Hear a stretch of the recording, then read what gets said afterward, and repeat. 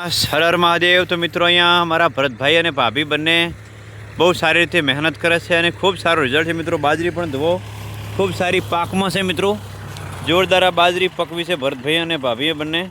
અને અહીંયા મિત્રો ટ્રેક્ટર આવ્યું છે અને અત્યારે મિત્રો આધુનિક યુગ છે અને આ યુગમાં આ ઝડપી યંત્રો આવ્યા છે અને ખેતી માટે આમ ખેડૂતો માટે ખૂબ સારી રાહત પણ કહી શકાય મિત્રો। અહીંયા તમે જુઓ બાજરી બહુ મસ્ત બાજરી કાપી રહ્યું છે।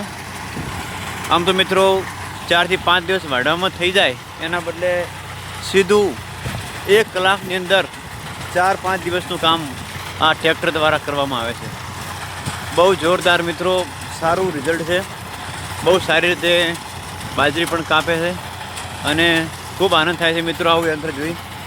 કેમ કે આમાં ચોમાસામાં જ્યારે ખેડૂતને બાજરી વાઢવાવાળા મજૂર ના મળે અને માણસો ઓછા હોય તો મિત્રો ફટાફટ 1 કલાકની અંદર આ ટ્રેક્ટર કાપી નાખતું હોય છે મિત્રો।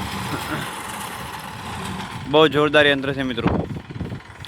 અમારા ભરતભાઈ સખ્તાભાઈ ચગવાડા અને ભાભીશ્રી બંને ખૂબ સારી મહેનત કરે છે અને અમારા ખેતરમાં ખૂબ જ આનંદ થાય છે કે આવા અમને સાથી મળ્યા છે।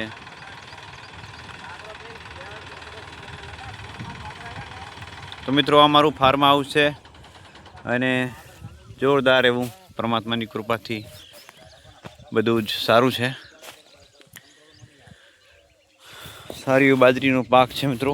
બાજરી બહુ સારી પાકી છે અને જોરદાર એમ કે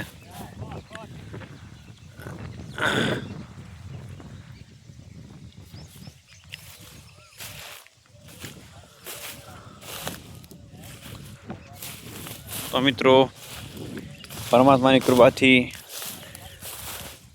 જે ધરતી માતા આપે ખરું પણ મિત્રો જગતનો તાત એટલે ખેડૂત છે અને ખેડૂતની પાસે તે સરકાર પડી છે।